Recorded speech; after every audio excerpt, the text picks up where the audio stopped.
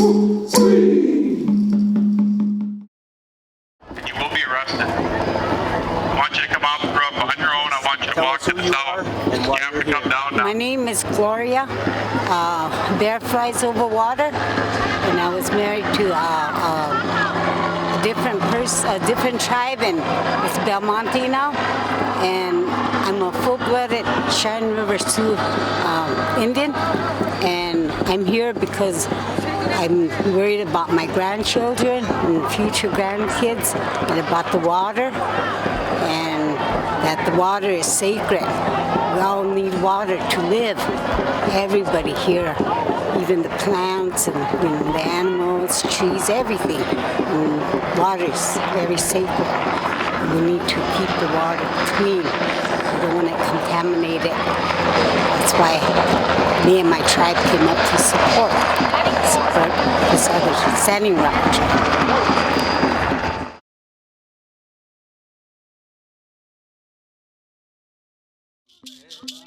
In April 2016, the Standing Rock Sioux Nation sends a call-out for support against Energy Transfer Partners' Dakota Access Pipeline.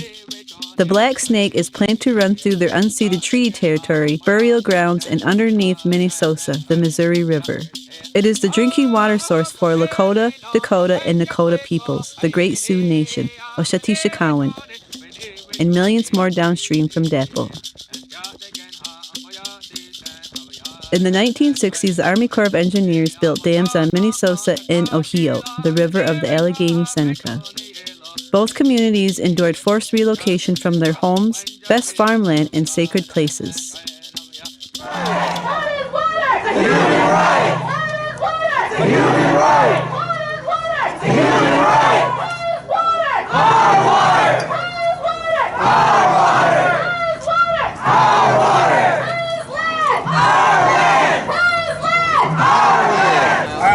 Talked to the sheriff over here that's standing behind us, and I told him that I wanted to make a statement to Kyle Pitch for the sheriff that went on TV and told those lies about us.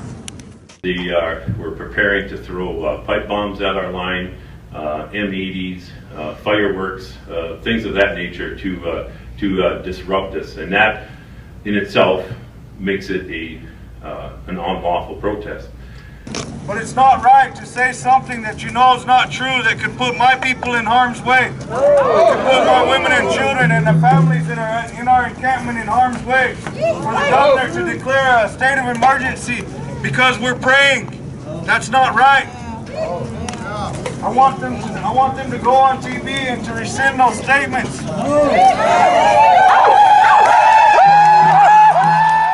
Seneca Nation President Maurice John Sr. and Councilor Jeff Gill traveled to Standing Rock in August 2016 to show support for NoDAPL. They crossed the Cannonball River from Sacred Stone Camp to Oshetishikawan Camp along with many nations of people. Tens of thousands more will make this journey over the next 6 months.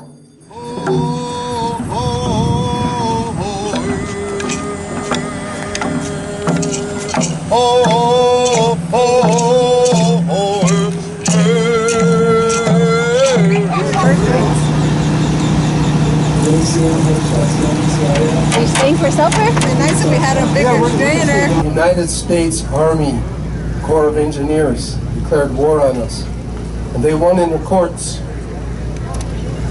John F. Kennedy allowed them to flood our land.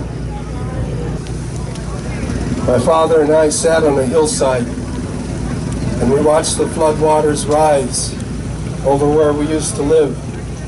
We watched as the graves were being dug up of our fathers and grandfathers and grandmothers. In the 1990s, we had the tire wars on Interstate 90 and Interstate 86. Our people stood up.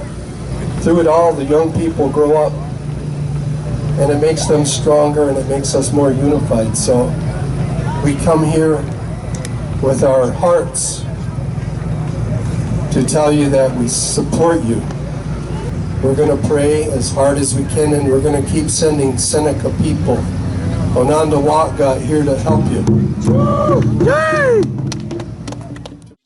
All my life, I've had friends from Standing Rock and other territories in that region out west. As the NoDAPL movement grew, I would end up reconnecting with a Lakota mentor from over 30 years prior, Lexi Allen Flying By. My name is Jason Corwin, and I am the Executive Director of the Seneca Media and Communications Center. In October 2016, myself and Tami, one of our senior media producers, traveled from Ohio, the Allegheny Territory, to Ian Waslahan, Standing Rock.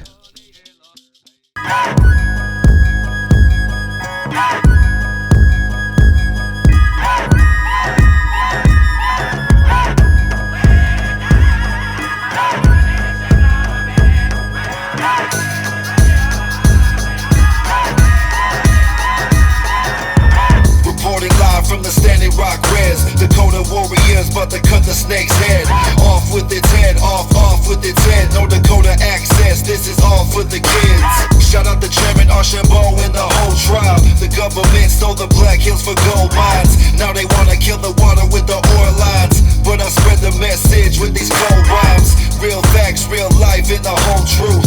Big McWitch to my man Dallas Gold Tooth. I stand with Standing Rock.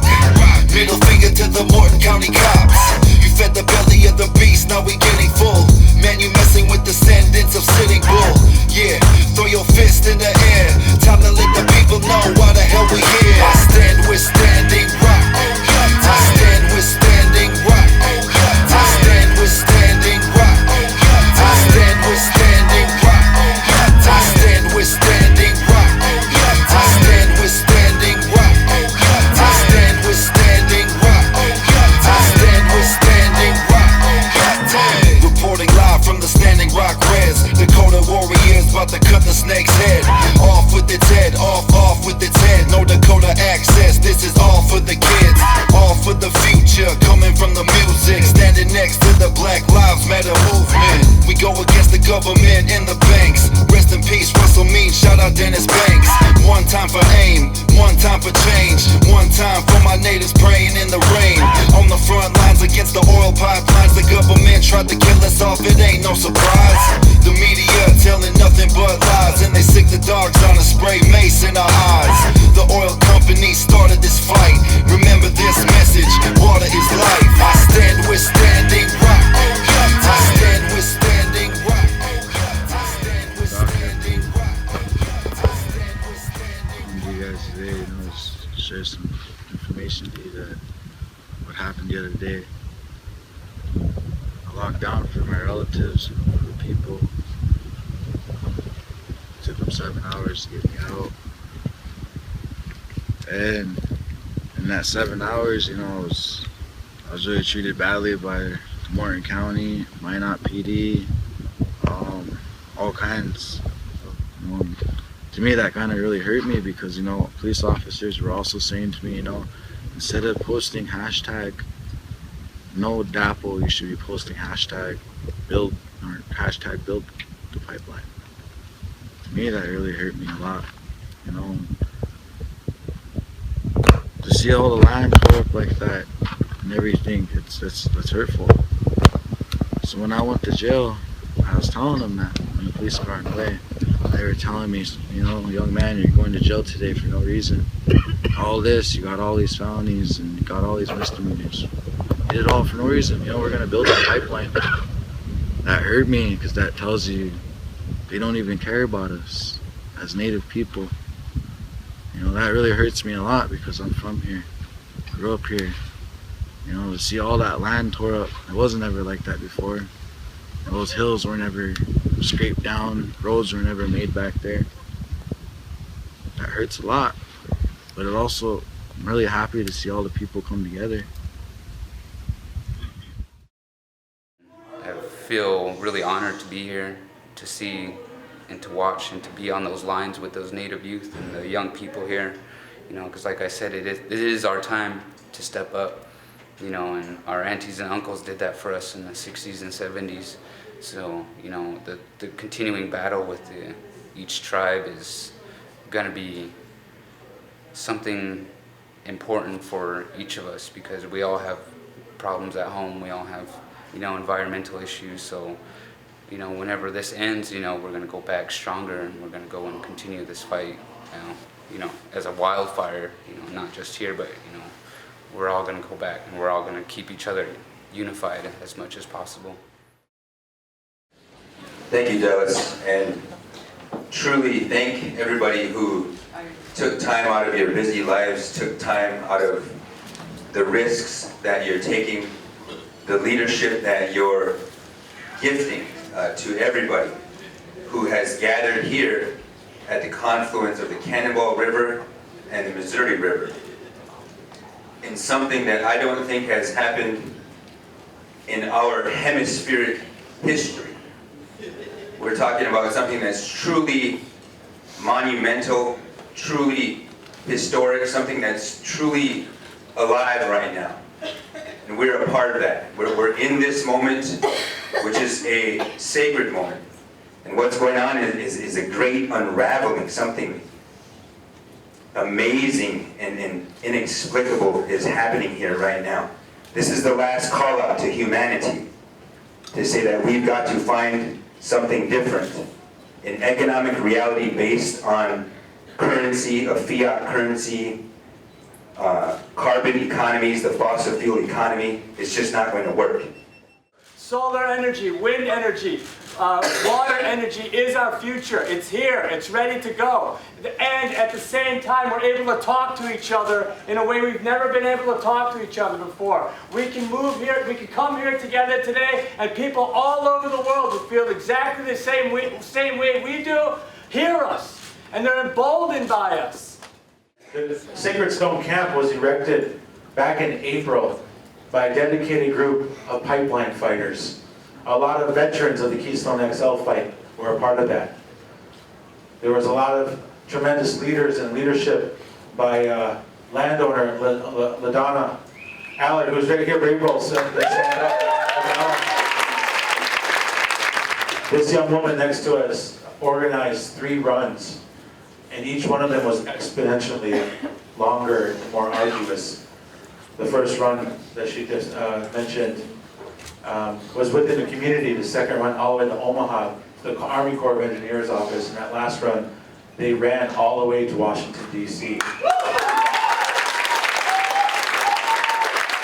The route that we picked, we were around water because, you know, all of us grew up around water, and there's nothing really much to do here, so we're always at the river during summertime. Me and my family are usually out there all day long. You know, I've never expected this many people to be here helping us fight this fight here on our home. And I'm really thankful for all of you guys. Every morning I wake up, I look outside my window just to see if there's frost outside, because I worry about you guys. I want all of you guys to be safe. I don't want no one to get hurt during this. In 2008, the oil industry came into our community and they started putting rigs up all over the place. And semi-trucks started coming all over, semi after semi after semi. And in 2008, one of those semis killed my friend. Cassie was 23 years old. When one of those semis took her life, it was hauling oil for the industry. Since that time, over 48 people on Fort Berthold alone have been killed. A family from Mandarin with 2 young kids, 5 and 2. The 2-year-old made it to the hospital where she died. A cousin that got stabbed in the heart, giving an oil industry worker a ride home one night from the bar. Murdered at the hands of people who came here because of the oil industry. That's what's coming down the pipe. That's what's coming down the Missouri River. This is already polluted because of what's happening right now in the Bakken Formation with fracking and going into Lake Sakakawea. When does it end?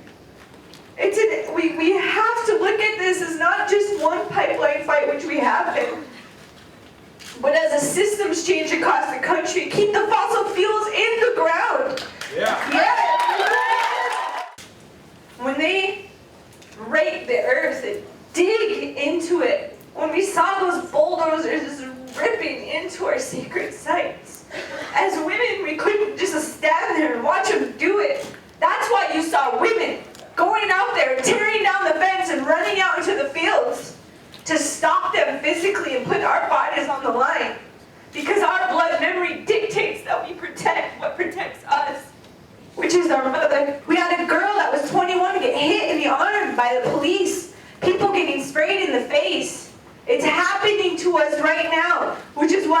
need people to continue to stand with us. Go out onto that easement. Because if the Obama administration isn't going to step in, and if nobody's going to step in to help us, we're going to do it ourselves and put our bodies on the line between the river and protect it ourselves.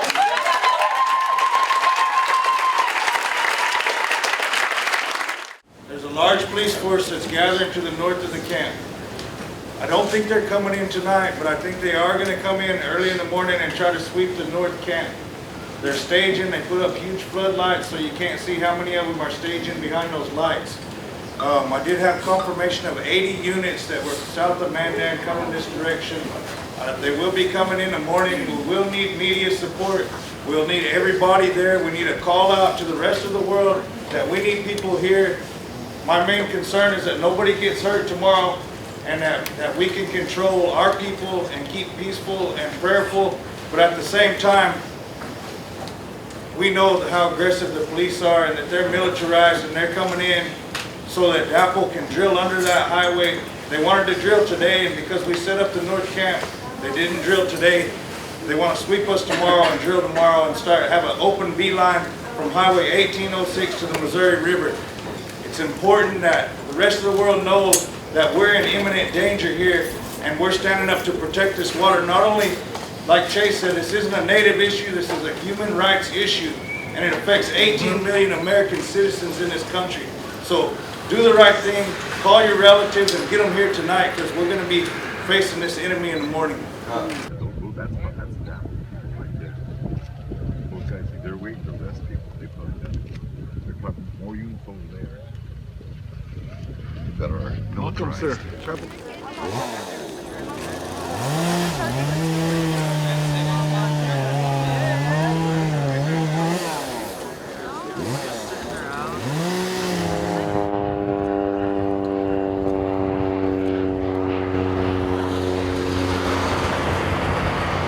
No more pipeline. No more pipeline. No more lifeline. Not pipeline. No pipeline. Lifeline. Not pipeline. Lifeline. Not pipeline. People, I welcome you. For being here, for coming here to help us defend our land and our water. I'm a woman who stands by the water, a woman who loves the water. And I've lived on the water all my life. I drank the Missouri River water since I was 5 years old. We have 107 miles of shoreline. We have 4 communities on the river. We are dependent upon that. But we're at a new threshold, and it's about humanity. It's about you, it's about us, it's about all of us. My name is Wahala Johns, and I'm with Native Renewables, and I'm really honored to be here. I came here about 6 weeks ago to visit the camps and to visit my relatives that traveled far distances to be here with the people in solidarity. And we did an assessment. Native Renewables is really about trying to provide low-cost solar, low-cost renewable energy for our tribes, for all nations. When I came here, we did an assessment on the camp, up here at Facebook Hill, down here in Sacred Stone, and looking at what are the energy needs, how can we provide solar, and what can we build at home to bring back here. So we brought these 2 solar panels, and we knew that there was a lot of diesel generators being used, I think at the kitchen, and my brother here, Brett Isaac, he's the one that built these solar trailers.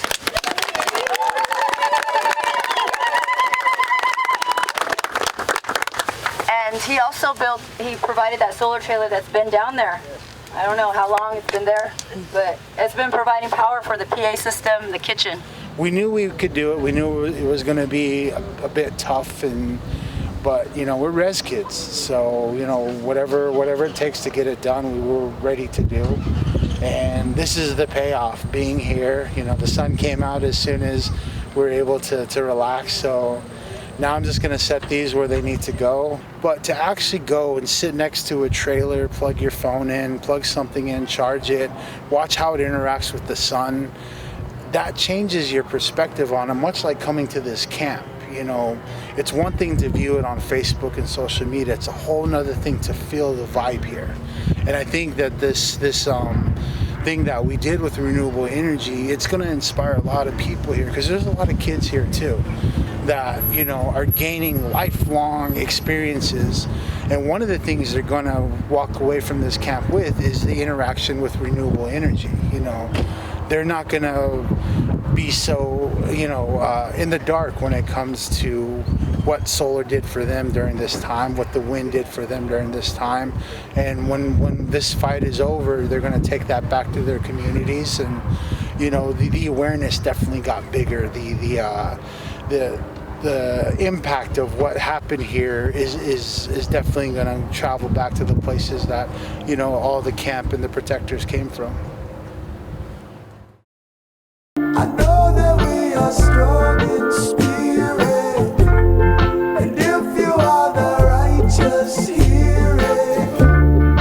If you are a rock, stand up like a mountain. Water is life, life from the water. Water is life, elders they taught us. Water is life, life from the water.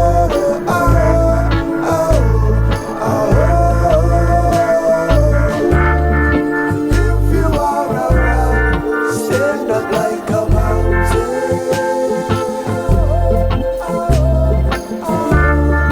Rise up from the earth, one love, one message. I know that we are strong in spirit, and if you are the righteous, hear it. If you are a rock, stand up like a mountain.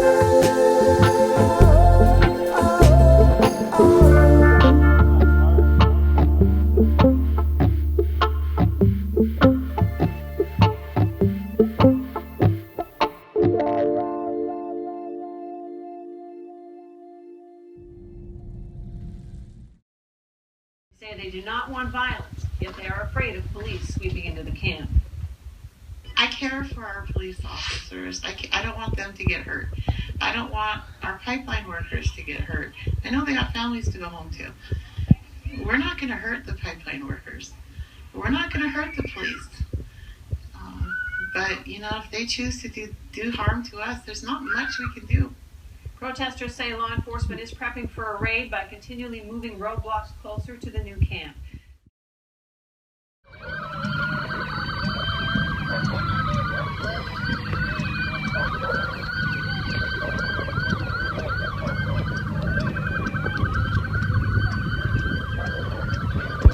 If you do not comply, you will be arrested for violations of North Dakota laws.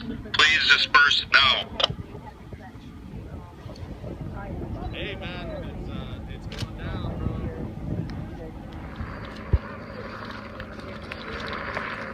You have no authority! Your command carries no power!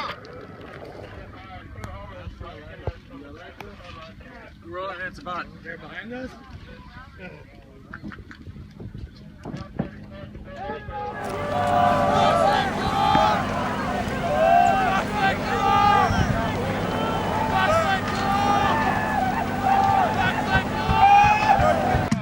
Stand strong as one people, one nation, one mankind, one humankind.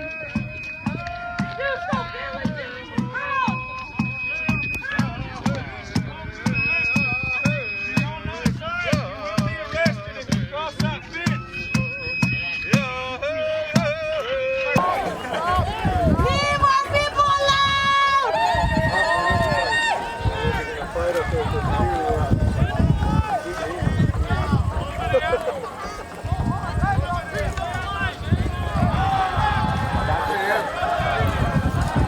Do not move the hay bales up onto the road.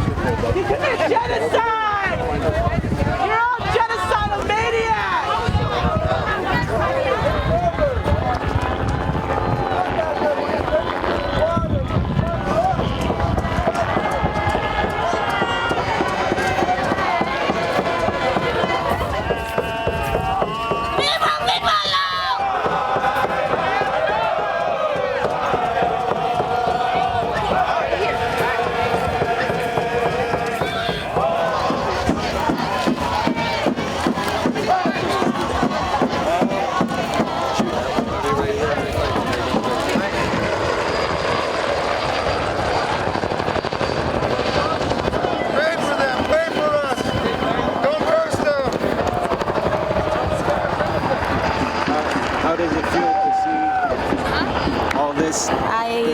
It's very, it's unbelievable. It's just like our ancestors, you know, when like in Wounded Knee or Battle of Little Bighorn, that's what it reminds me of, where they have to fight against, you know, guns. And Stay back, do not come towards we're the not armed or anything. You need to go to the south, They on the main road. always call it the Battle of Little Bighorn, but it's not a battle, it was a massacre. You're only going to injure yourself. They killed Please do not the light this on fire. children, Move the old stuff off the roadside. The old men that were home, they killed everybody, and I think that's the same thing here. As I look and see, I don't know what's going to happen, but I'm here to support. I strongly believe. I hope that's water. You need to walk back. Walk to the south. And if I might ask, how many grandchildren and great-grandchildren do you have? I have 40 grandchildren, and I have 6 great-grandchildren. I've been here all my life. I'm the person who did the ceremony to start off the camp April 1st. This is made out of spiritual foundation of understanding of protect the water and the land. It's not just ours, but everybody's. Wake you up, stop, it's going to stop and nobody's going to move. And it's nothing new, so like I said, there's nothing to be afraid of. There's no fear, youth, elders, men, warriors, men and women here. And thank you for coming, my friend. Glad you're here.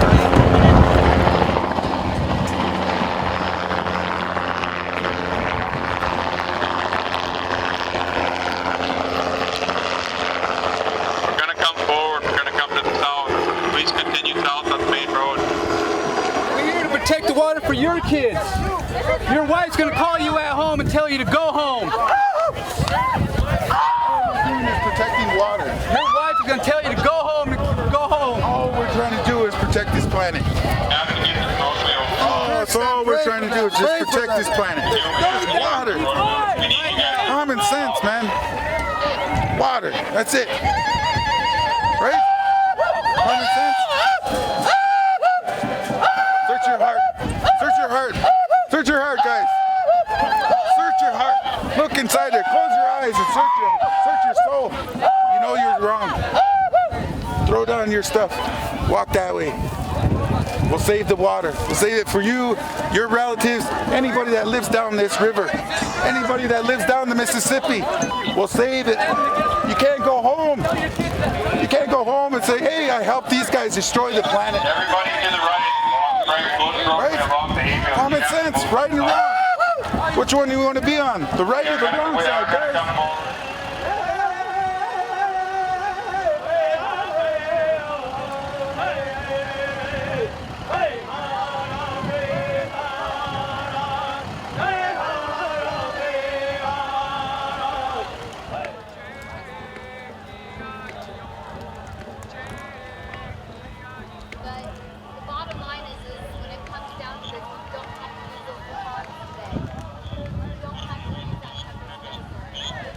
Move to the south. Go back to the south camp. Back to the south camp.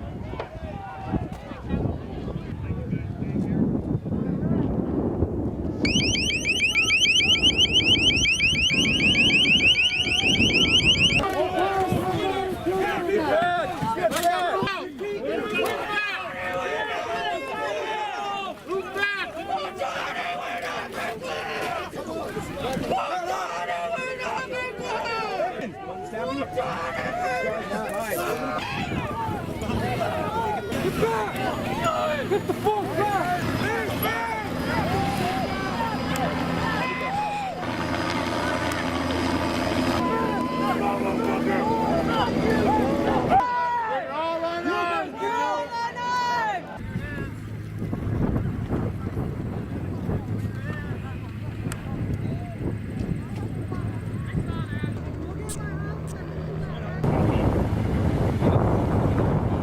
Do not get out of the pickup. Stay at the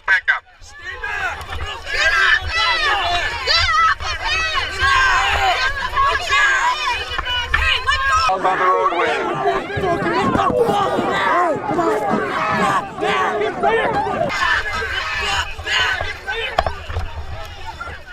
Move south.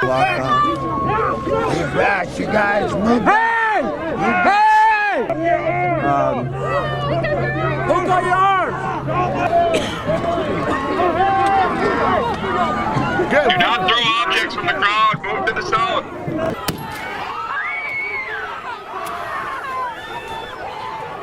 Move to the south. Go back to the south camp. Back to the south camp.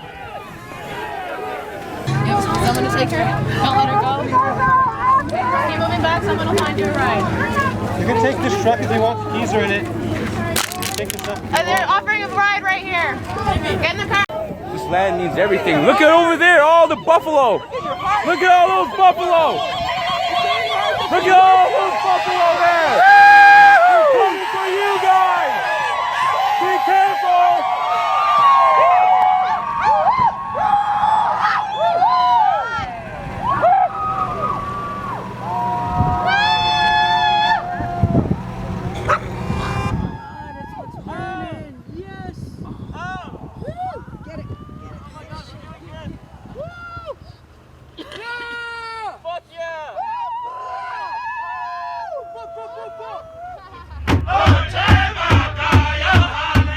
Tensions increased as an armed DAPL security guard disguised as a water protector breaks through the line and heads toward the main camp. Kyle Thompson, who admittedly has been high for days on meth, is run off Highway 1806 by water protectors at the Backwater Bridge.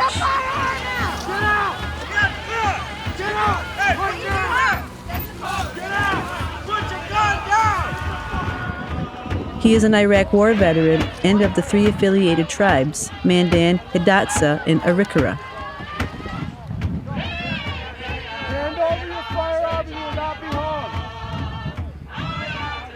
A tense 20-minute standoff ensues until Bureau of Indian Affairs federal police arrive from Standing Rock.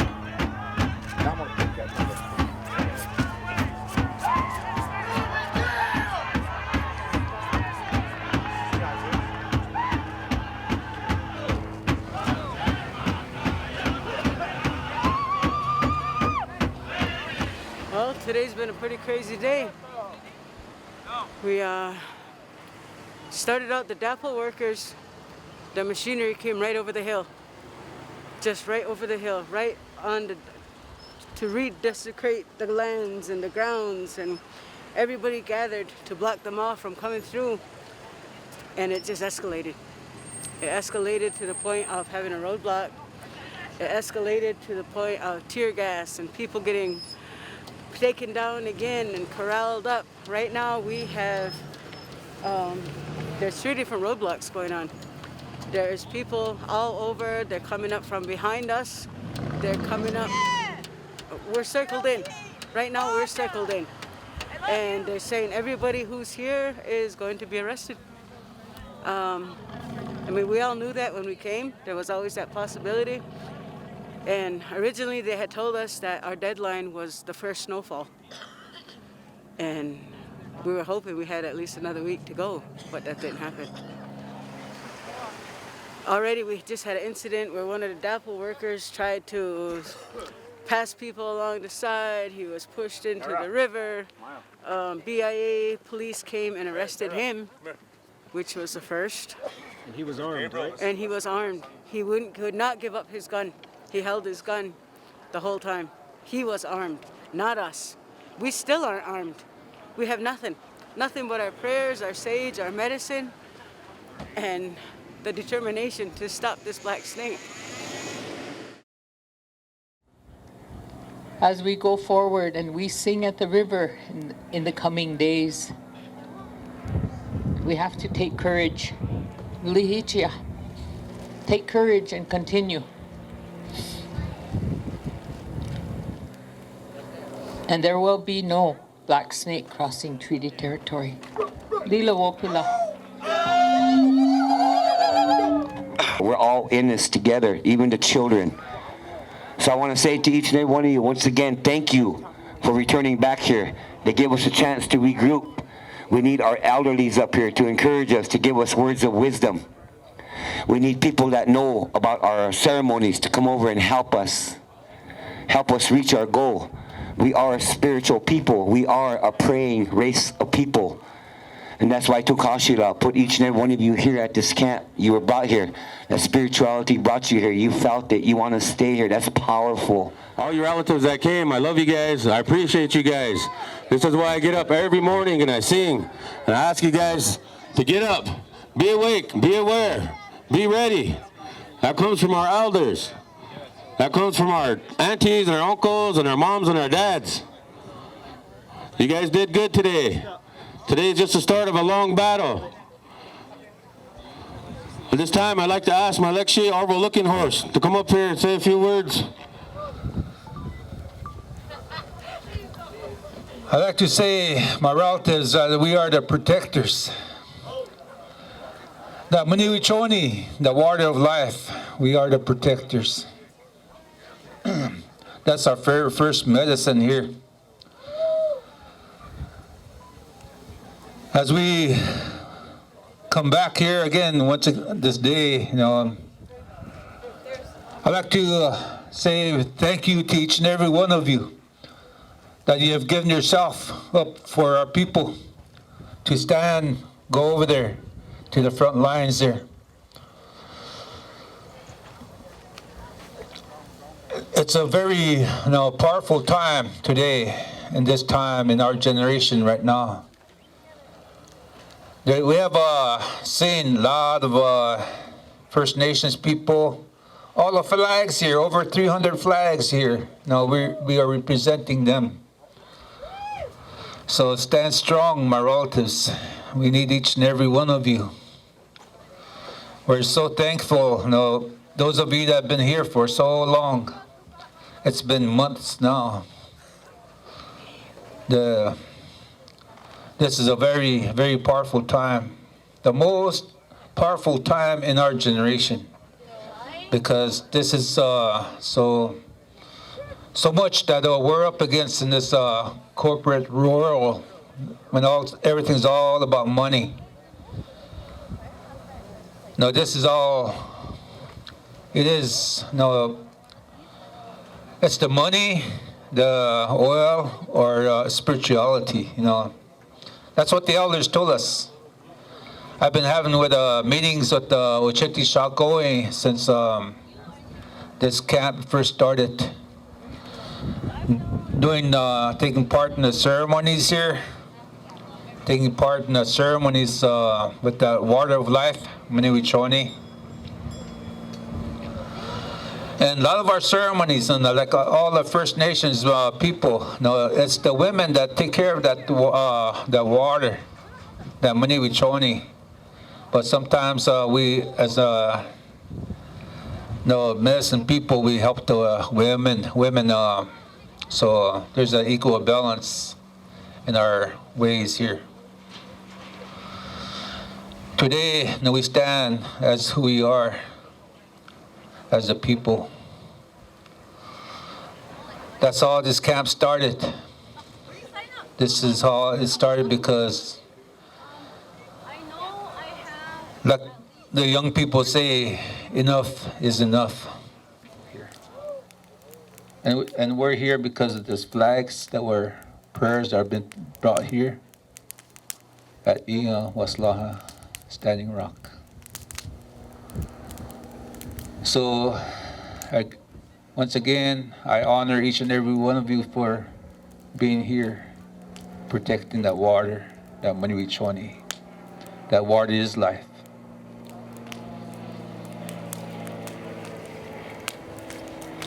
I know that today, what we are faced with,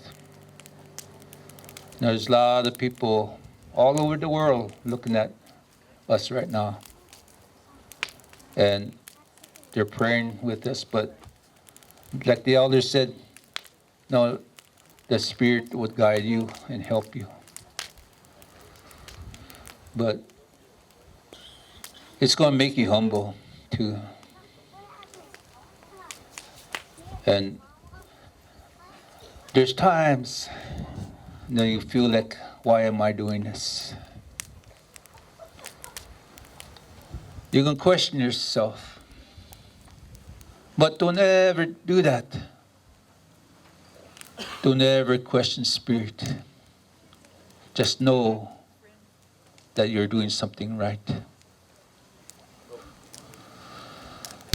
Amitake pi ampetukele heche chik ala chawagla kinaha onya wa wochiku kagapi makak nache na tonachi je na wochike kagapi kha ampetukele heche na achante okit khapeta oloapi na ha wochiku kagapi.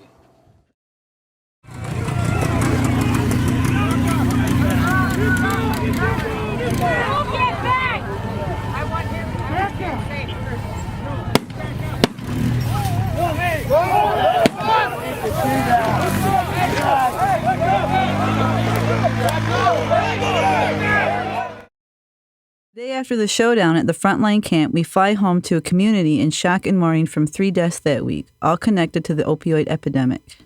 After a sleepless night and an emergency community meeting about the drug crisis, Jason gathers supplies and friends, driving back to face the Black Snake once again.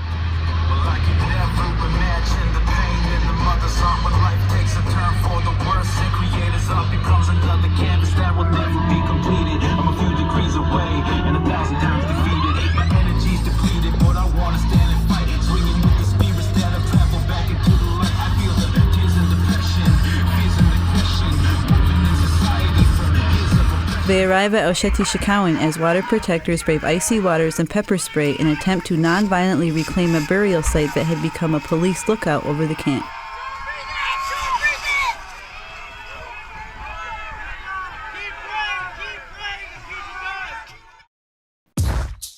Behind the militarized police and mercenary security lines, Dakota Access pipeline crews work around the clock to set up for drilling under the Missouri River. And in camp, the spirit of life, love, prayer, and resistance carries on.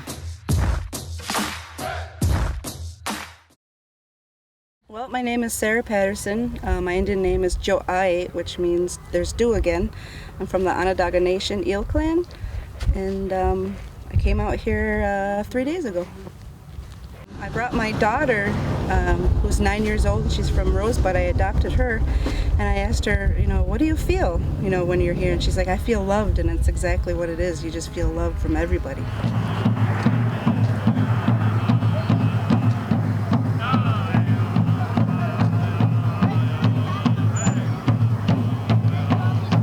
I was looking for an Indian name for my daughter, and I thought, this is her people here, and I thought this would be like the perfect place for her to get it. So I went up to the sacred fire and I asked one of the spiritual elders, and to, if I could get a name for her and to bring it back to our Onondaga Longhouse to give it to her. And he said, yeah, let me think, and he thought of Miniwi Choniwi, which is Water is Life Woman, which is actually very special. I think she was shy because she had to be in front of the whole circle, but I think deep down inside she was very proud because people would come up after the ceremony and say, hey, are you Miniwi Choniwi? And she just big smiles, so I think she's really excited. The spaces, you can definitely feel a special spirit here. Like no place that I've ever felt, and I think for years to come it's going to be as special. I think when this is all over, hopefully it's in our favor, but even like years down the line, people are going to still come here, I believe, and pray and just feel the specialness. This is a very sacred ground right now.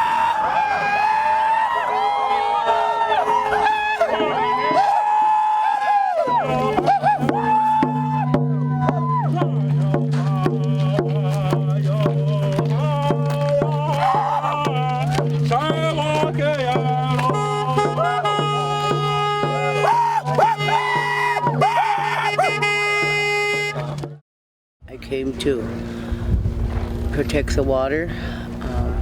I'm originally from Porcupine, South Dakota, and myself and several members of my family are here in this camp, and we came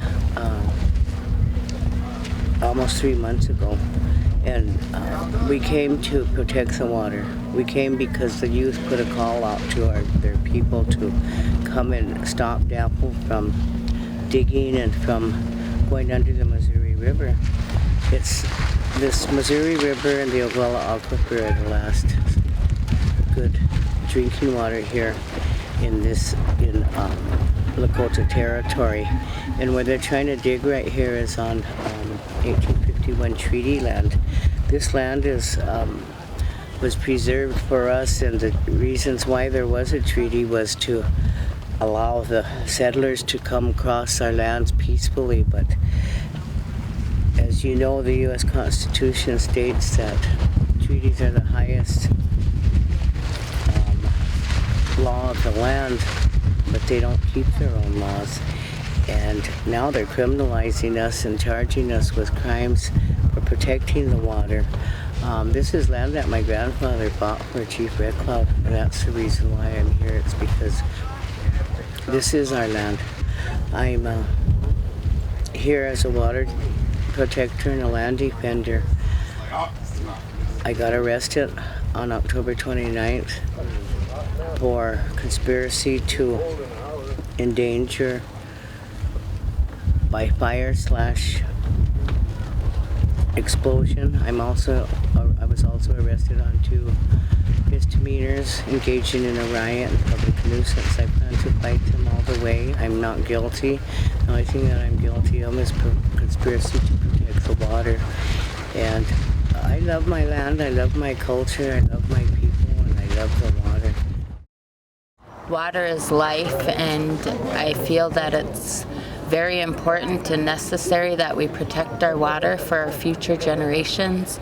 I have grandchildren and children that are very important to me, and I just really want them to be able to have access to fresh water. That water is necessary for us to live, so that it's very important not to waste and to use it in a good way, and to always pray with it, because it's something that we always will need, our bodies need. And as a woman, your child is in water for 9 months. Because the water is part of our life, giving birth. Just to, more or less, I want water for my children's children and so forth. And it's sacred in our way of life. There's ceremonies that we do to appreciate the water. The reason why I want to have my baby here is because I just feel that it's right to be here. I've never thought it'd come down to us fighting the water in our generation. And I'm proud and happy that me and my family are here to continue the battle anywhere and everywhere. We're safe here. We're, everybody's good to each other. We don't have to worry about drugs and alcohol. We don't have to worry about violence, at least not within our own group. Of course, the police and the Dakota Access security people, that's their thing. But within our camp here, and you talk to any young person there, and they're like, "This is home for me. I'm staying for however long it takes. I don't know what's good, what the future holds, but this is where I belong." So there's a whole lot of young people who are empowered because we have a chance to be who we were meant to be. Throughout the month, Senecas and other Haudenosaunee continue to make the 24-hour plus drive to Cannonball and stand against DAPL. Direct actions take place around Bismarck, the state capital, including one against the man camps that accompany oil and gas drilling, which are associated with the high statistics of missing and murdered Indigenous women. We have locked down, I do believe that's Highway 10. We are where all the equipment are. They do have a bus ready to fill with arrestees. They do have their mace. They're back in full riot gear. They do have a sound barrier machine. This is a peaceful protest, but we'll see how it goes.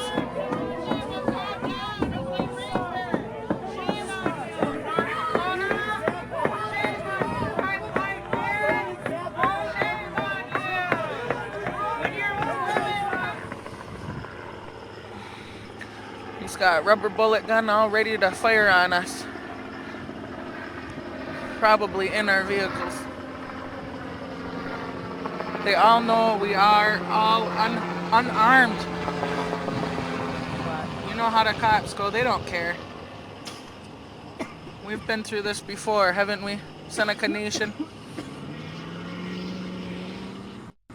My little cousin was maced.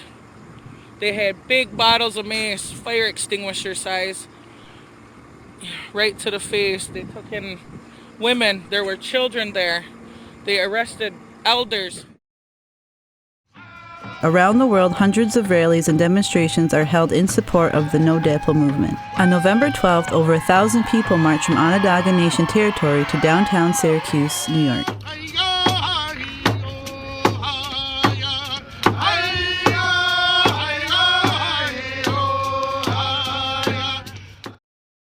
November 20th, water protectors attempt to remove the barricades the police had used to shut down Highway 1806 at the Backwater Bridge since the fall of the treaty camp.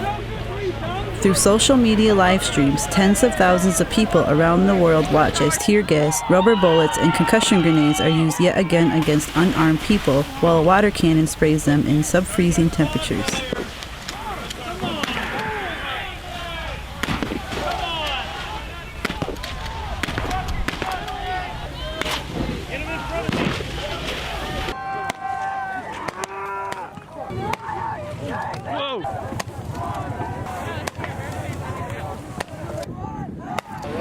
Yet the will of the people to stand strong in prayer and unity remains powerful. We're peaceful! You're violent! We're trying to protect your water! You're trying to protect these pigs! You're trying to protect these corporations! And you're hurting people to do it! You guys hurt a lot of people tonight! All you guys hurt a lot of people tonight! You shot our medics! You shot women! You split a guy's head open with your rubber bullet! Stop it!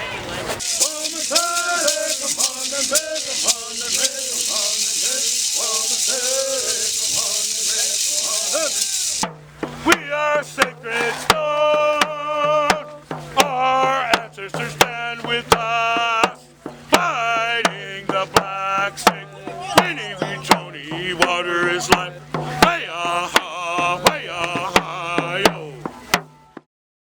Fighting to protect the water from the pipeline. The Dakota Access Pipeline is the enemy of life right now, because what they want to do is destroy the earth for money, and not only destroy the earth for money, but destroy the possibility for other people to have clean water just so they could have fat pockets. And so I'm with the camp where the warriors are at.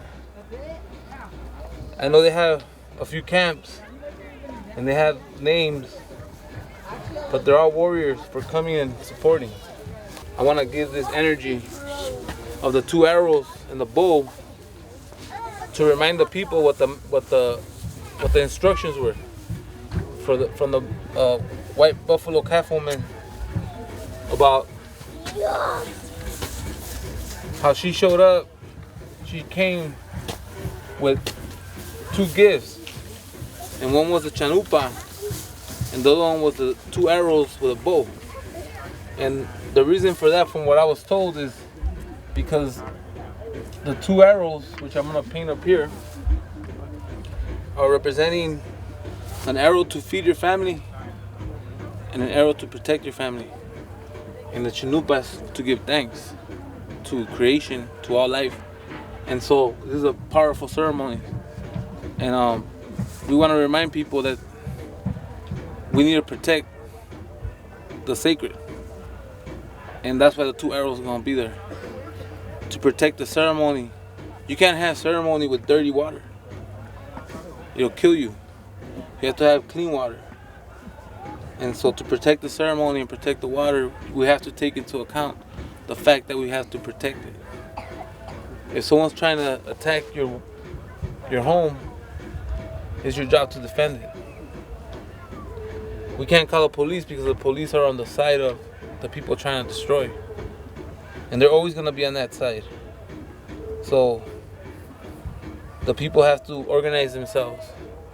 And they have to be united. Because we still outnumber them. And it's really unbalanced because you have a lot of people being controlled by very few. And that could change in an instant. And that's why we're doing this. So the warriors can help change that. And I want to say to those on the front line that I am honored just to be in the same territory that you are right now.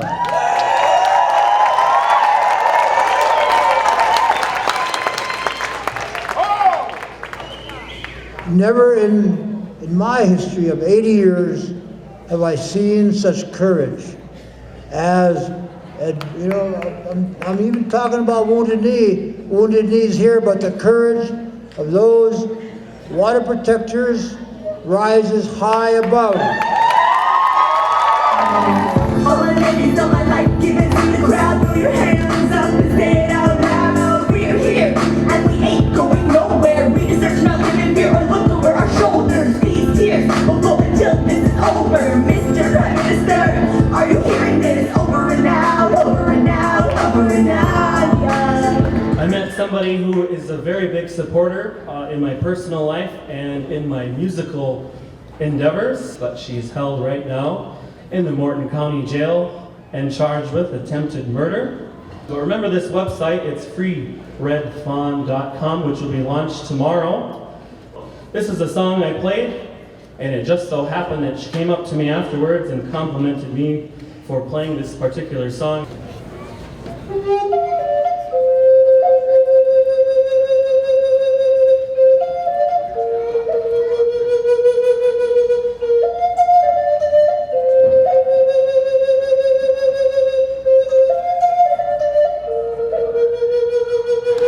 Got to give a shout out because, you know, we're doing a live stream and he's making that possible to make sure that everybody knows around the world what's going on with Standing Rock.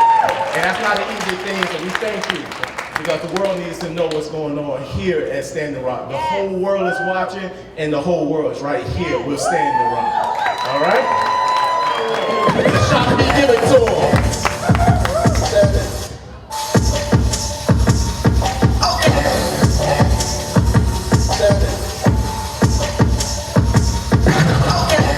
From that illegally occupied territories all across the United States of America. We're here to let you know a resistance message. We got frontline warriors. It's about unity and sovereignty. That's the message we got. And we're gonna let you know. Go ahead, brother.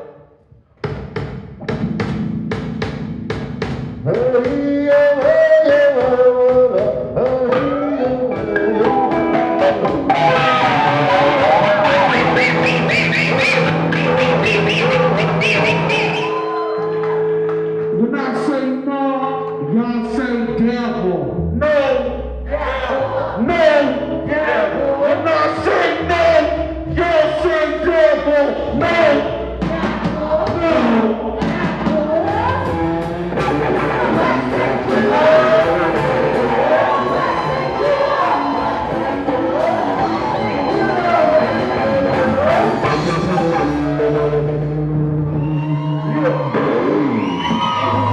this is for the long shot. Never supposed to be on top. The long shot. So they're about to brutalize us. Gotta stop the sisters corrupt. We've been silent for too long and now we're making a fuss.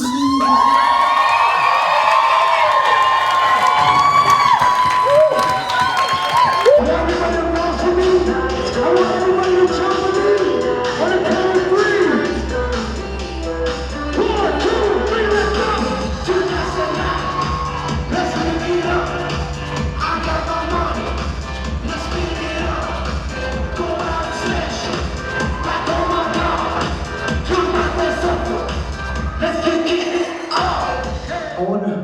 send positive love to all the protectors and all the people in the front lines.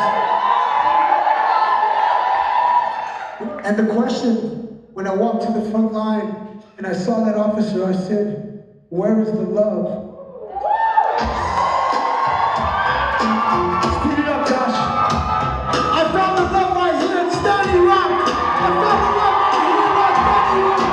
It's going with the love bomb. People living like they ain't got no bomb. The first song we're going to sing is a memorial song. It's one of the most famous people that ever resided in this land. Tukashla Katanka Iotake, Seneca. And it's going to be his memorial song that we're going to sing a song composed by Corwin Isaac Weston that he composed for this fight that that's still going on today. It's going to happen tomorrow and the next day and the next day after that. But on behalf of the standing around people, the Hunkpapa, the Hunktoa people, we thank all of you, every single one of you, for coming and standing with us. Oh, Pidako Yawasi.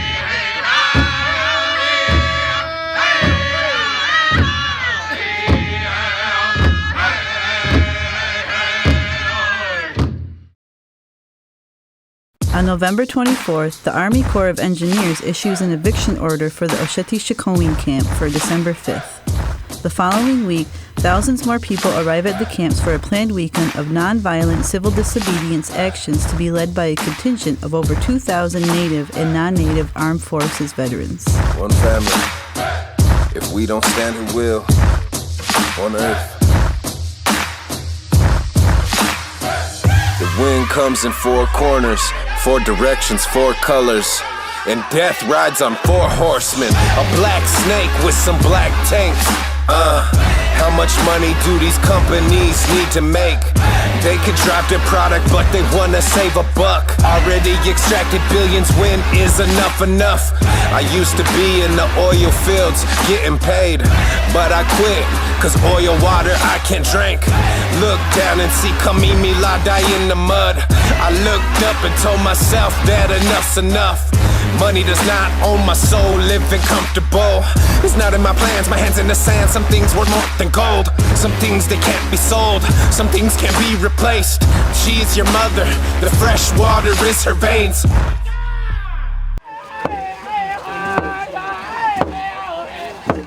On December 4th, word arrives that the final easement for the Dakota Access Pipeline has been denied and the Army Corps of Engineers is considering an alternate route.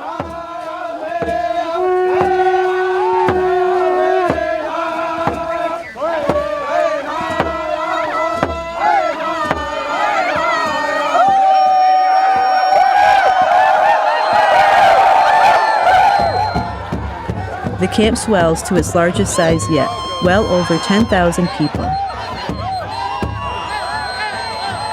Water protectors cautiously celebrate as DAPL vows to continue drilling under the river.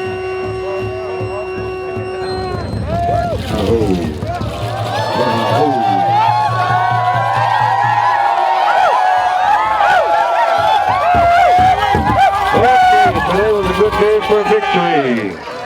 We still have to stop the pipeline yet. The Kelsey Ward, the owner of the Dakota Access Pipeline, said he would pay the fines for them to keep on drilling the way they're doing right now. They don't have a permit. What they're doing is illegal. They call this camp illegal. And they're willing to take us out with rubber bullets, gas, and all those things they're willing to do to us. You know, claiming that what we're doing is illegal. But what they're going to do is drill under that is illegal, and they're looking at just a fine. So let's put pressure on them. All you media, make sure you take all these stories back home. Put pressure, defund DAPL, take your money out of the banks that are funding it. Oh, Dakota.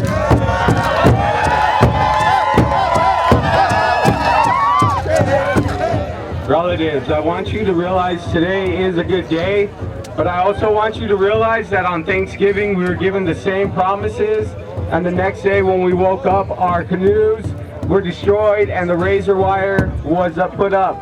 I think the celebration should come when those DAPL lights come down. Send them that it's time. Until then, let's continue our stand and stay united together.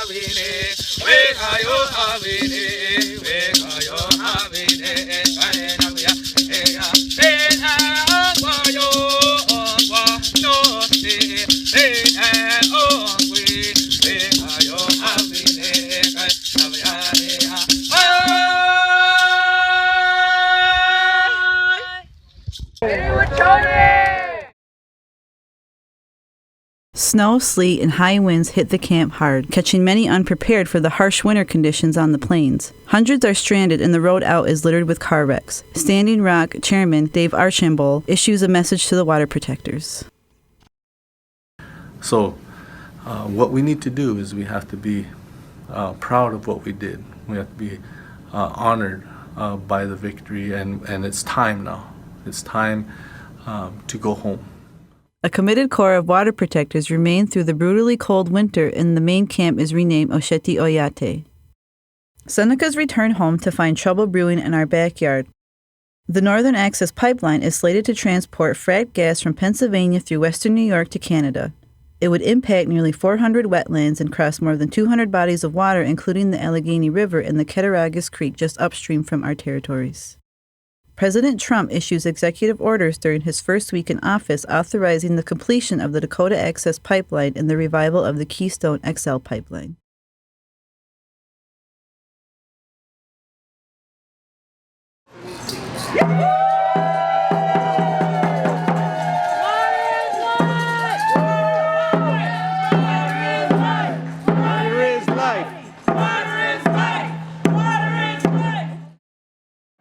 My name is Robin Jones. I am a mother of 5 and grandmother of 5. I speak tonight in opposition to the Northern Access Pipeline project. I am a member of the Seneca Nation, Wolf Clan, and have lived on the Cattaraugus territory all my life. I have spent much time along our banks, and my family depended on the creek to supply the many streams with the water we used at our home. What I have not heard mentioned in these talks is the abuse the Cattaraugus Creek has and continue to take. Radioactive and hazardous chemical wastes are already leaching from the West Valley site into the creek, which flows 18 miles along our territory before emptying into Lake Erie. The release of radioactive and toxic substances into groundwater and air continues today despite failed cleanup efforts. This has been going on for more than 40 years. Protect my bird!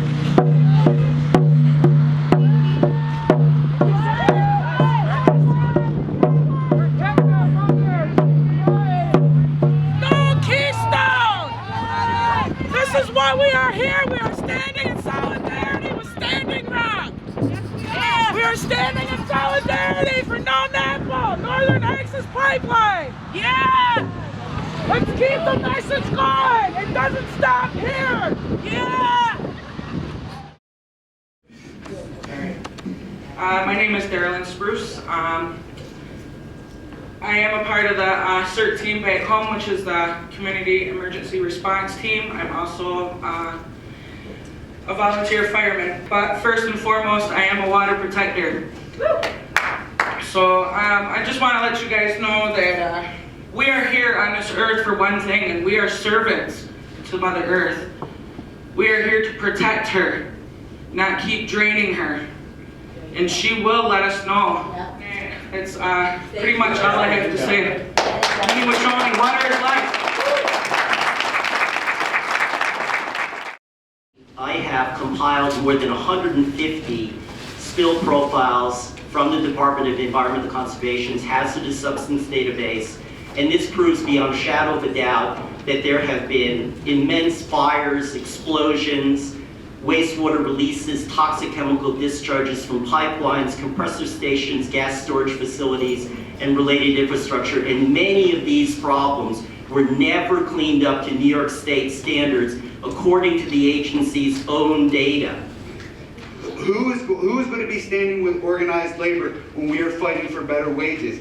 It is not going to be the Chamber of Commerce. It is not going to be the CEO of the fossil fuel industries. They pay money against labor. It is going to be the workers that are here that live in the community, all the workers, not just the operating engineers and the laborers. It's going to be all the workers who work in the many jobs in the neighborhood. We need to be united with the people that are against this and want to build an infrastructure of renewable energies that is good for sustaining the future and sustaining long-term jobs. I'm here this evening to speak for those who do not have a voice. Yes. I'm here to speak for the water. I'm here to speak for the animals. I'm here to speak for the birds, for the trees, for the plants, all that is natural to this world. I am here to let you know that they will be protected. February 23rd, a combined force of local, state, and federal law enforcement sweep into Osheti Ayate to evict and arrest the remaining water protectors.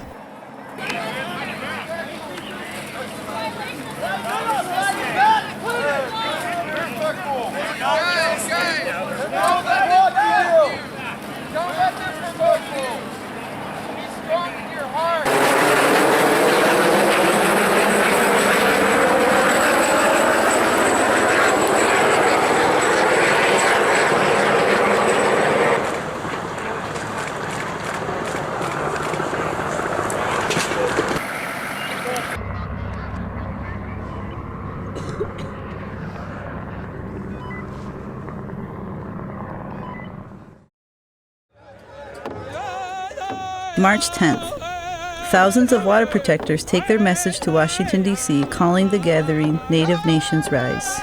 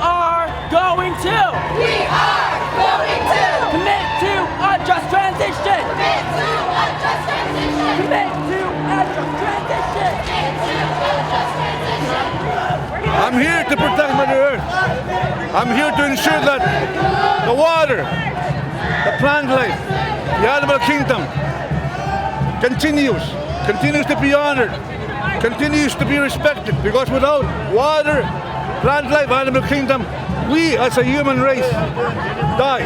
We are the most dependent of all these three. Without these three, we're gone. And how do you feel on a day like today with thousands of people here standing? This is what needs to be done. Every facet of the world out there, every country, every city, every town, every hamlet, no matter where somebody is, let them rise. And let's start protecting this water. Thank you for talking. Thank you very much. Thank you so much.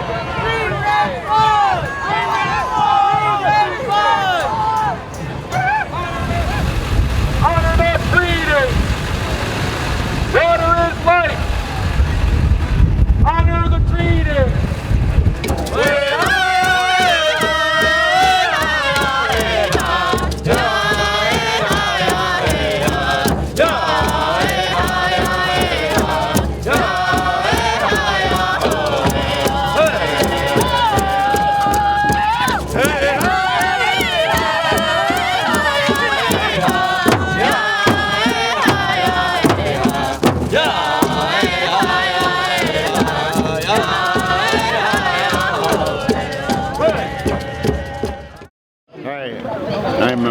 Raymond Kingfisher. I'm from Northern Cheyenne tribe of Montana. I live in Seattle. And we're here today at the Native Nations March. There's at least maybe over 2,000 or more, 2,500 natives here representing all the tribes. So glad that you guys made it too. Yeah, right. Yeah, we met out at Standing Rock. I don't know how we got together, but we ended up at the front of the line and singing and prayer. Hello, my name is Terrell Ironshell. My Lakota name is Hokshila Luta, and I'm Oglala Lakota from the Pine Ridge Indian Reservation. I'm also Eastern Band of Cherokee Indians. It's good for us because, like, you know, before Standing Rock, you know, I've been fighting pipelines for, you know, since I was in high school. Oh yeah. You know, I'm 23 now. Oh yeah. And so, like, seeing all of the, you know, all of these years that we've been doing this, you know, we've had trouble getting big turnouts or, you know, getting people to come to construction sites and, you know, trying to stop drilling and like stuff like that. And, you know, people never really were into it. And now after Standing Rock, it's like the 70s again. You know, it's cool to be an Indian.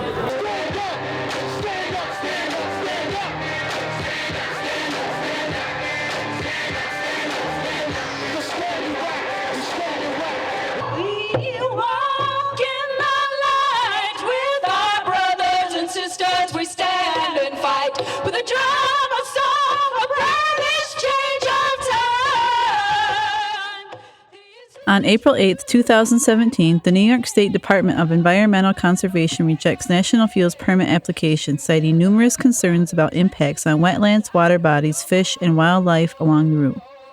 The Northern Access Pipeline is denied.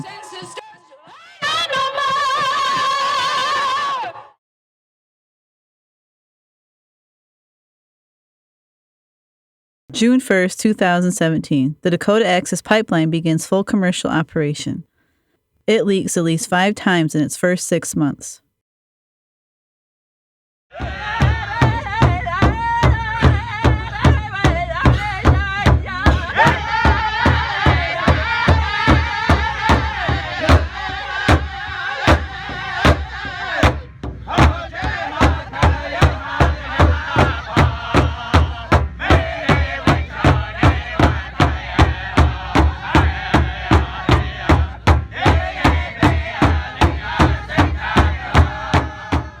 In late September, several of the water protectors from Haudenosaunee country returned to Standing Rock for the Mini-Wachoni Healing Gathering. For a week, water protectors come together to share information, food, song, movies, and a continued sense of prayer and commitment for the water. Many of the people from the Standing Rock community that had been there since day one host the gathering.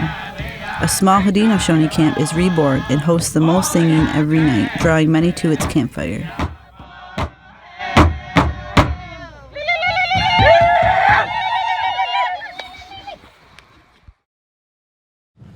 This This is an honor song that it says, my friends, my relatives, I'm coming, I'm coming, I'm coming, my friends and relatives. Eagles, you must hear me when I sing this song. Ai toka shilai wa mayankayo wa naungla pelo ai aho wopila, thank you. But stay. First, it's surreal to be here. It was very difficult driving past that encampment today, to see nothing, you know, and to remember that we lived there, that was our home. That we all joined together in resistance and had this community. I mean, it was the 14th largest city in North Dakota, right? It was incredible. But it's hard, you know, it's hard to see that and to know that that pipeline is under the ground and under the river. But part of why I think, you know, having this talk about divestment and, you know, what's still happening is also recognizing that maybe that did happen and maybe the pipeline was built, but we're still going and we're still fighting. There are so many front lines that are happening around the country. There's so many people that walked away from Standing Rock empowered. And they were empowered by each other, and they were empowered by, you know, seeing that they could do something. Divestment isn't as easy as shutting down a bank, because I was personally threatened with kidnapping everybody and charges of kidnapping everybody in that bank when I simply had an appointment, a scheduled appointment with the bank manager to give her a letter. And you two were there, and you were there, and you were there, and it wasn't an action, it was a meeting, a meeting with the bank manager. And it wasn't violent, and it was direct. Now that we see that the Bank of Norway has launched their own investigation where they found human rights and civil rights violations, our next step is to say, Bank of Norway, now pressure all of these other banks in Europe to do the same thing and to be as ethical as you try to be. They eventually pulled $3 million out in November. Now, of course, we weren't satisfied with them just taking out $3 million because they still had another $300 million in credit, in loans to the ETP that we were trying to get them to cancel. So I started talking with some of our folks, and we said, you know, let's take some Indian women to Norway and to talk to them and say, you need to divest all of the credit too. And so we went there in March. We had a meeting with DNB planned on March 29th. March 27th, 2 days before they knew we were coming. And we were coming, we got this team here. So they knew we meant business. 2 days before they were supposed to meet with us, they announced that they were divesting. Right? Because they didn't want to face us. They didn't want to face us. And that's why going there is important. You know, that's why we need to go there and we need to show up. Because it's also educating people and saying, you know what, we are not the racial stereotype that is being portrayed about Indian people in the media and in the propaganda. You know, I'm hopeful that more people get engaged in divestment. I'm hopeful that more people are feeling like they're ready to go back to a front line, or maybe they're already on one. You know, we have to keep resisting because the power of our resistance is incredible. And it's incredible to be sitting in the presence of some folks from Seattle who, you know, it's amazing to see just what a small group of people can accomplish. We resist, and we continue to stand in justice and civil disobedience, because we have no choice but to stand. And I want them to know that we stand in unison across the world.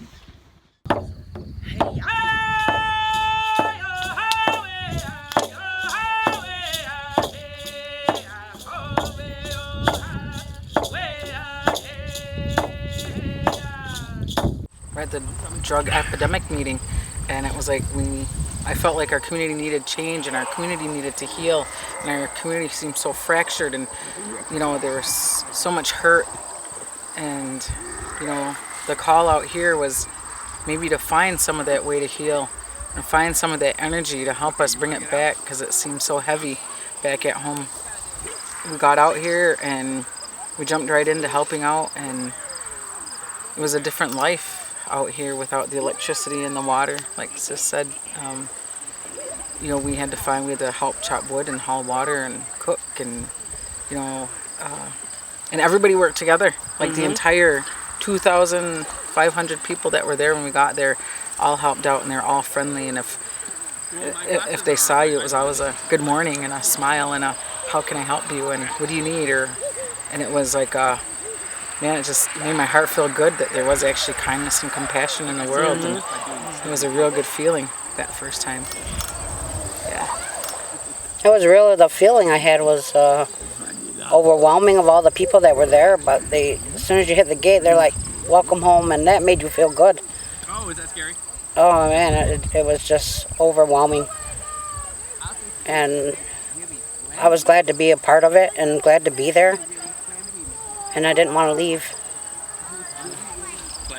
But what we had learned in Standing Rock and at the camp and from the actions that we did, we knew that we wanted to bring that back home. We wanted our people to live in this way, the same way that we lived at camp. You know, the kind, compassionate, caring, and just the sense of community. Our first action was a flash mob at a Walmart. And that was after we had learned about the Northern Access Pipeline, and we thought, well, what better place to do it at?